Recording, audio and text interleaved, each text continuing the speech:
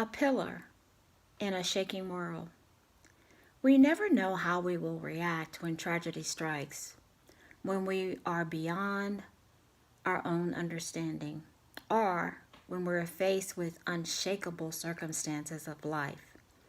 What we can do is prepare ourselves, not in the physical world, but we can prune our hearts. We can ask for total dependence on our Father. We can more fully understand how deep and wide and long His love is for us, so that when we are faced with the uncertainty, we cling to what we know is certain, and that's Jesus. Jesus is the ultimate support. He is our rock. He is our pillar of strength when we feel unsteady and uncertain. And when we question the actions and circumstances in our life, He is our answer. When we cry out for help, He is our comfort. And when we think, why does this happen to me? He whispers His truth of a plan for our lives.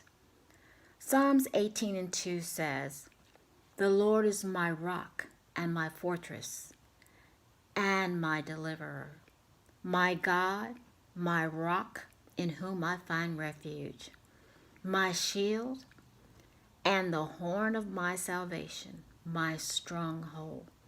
Those are encouraging words. Those are powerful words.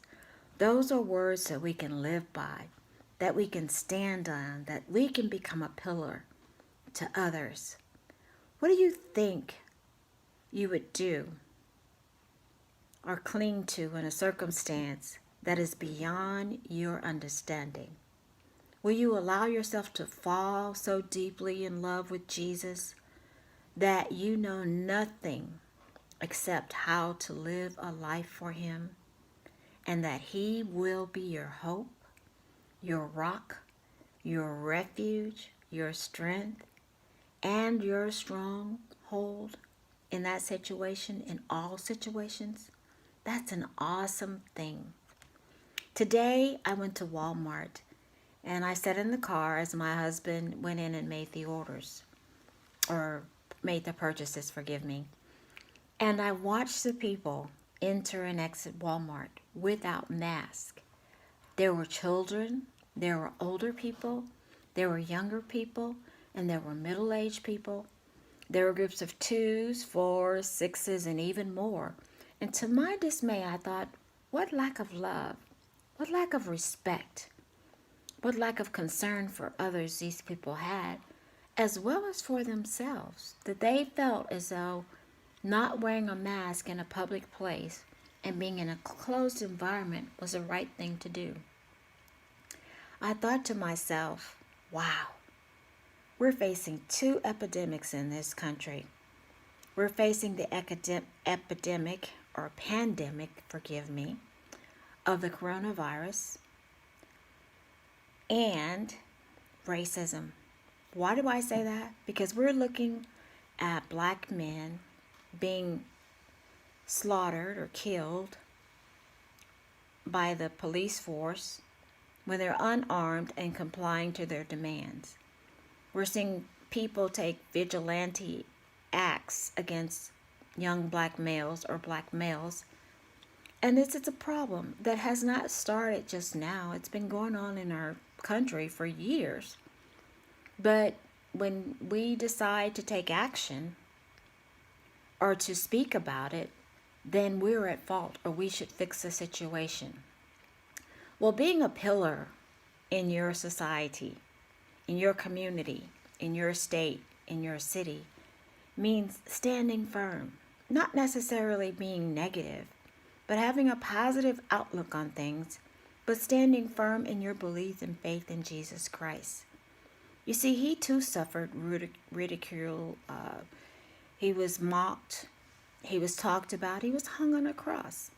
I'm not saying that we should die for our cause, but we should be able to accept diversities, different ethnic groups, different cultures, and include them Inclusion is a great thing. It's a sign of respect.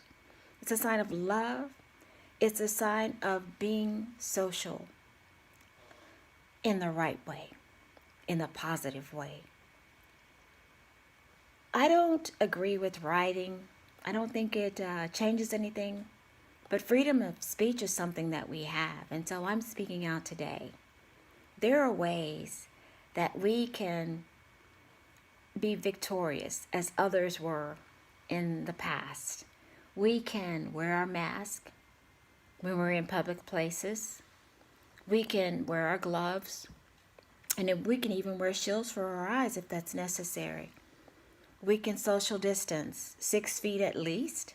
We've learned that even in closed environments, 6 feet may not be enough because of air circulation and germs flowing over 15 minutes in the air condition.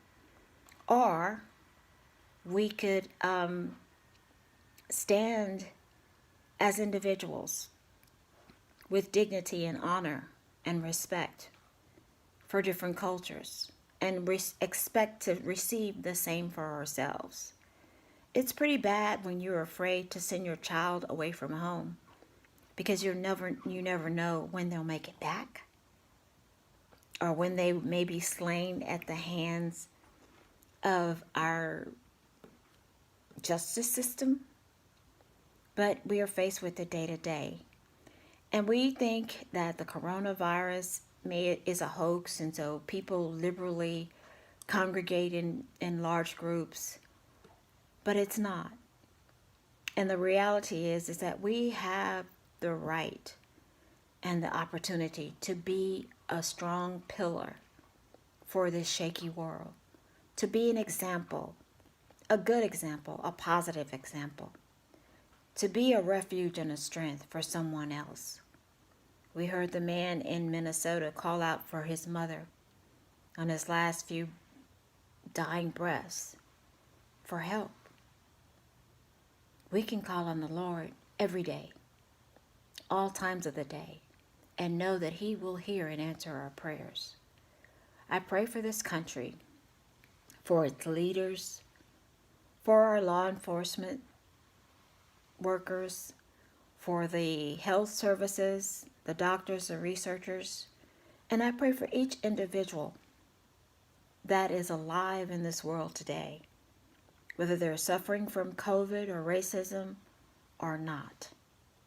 Truly, this is a terrible time, an unshakable circumstance that we all face, and we're all facing together. But as love and respect for one another, and as the love that Jesus showed when He died on the cross for our sins, so that we might have eternal life, so that we may live a life of hope and have a right relationship with God, what are we willing to do for our brothers and sisters, and even for ourselves? COVID is fatal. Racism at the hands of the police force or law enforcement is fatal for our young men. But we can protect ourselves.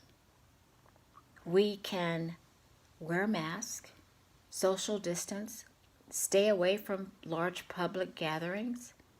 And if we're a young male, then we need to teach them about the risk of being alone or being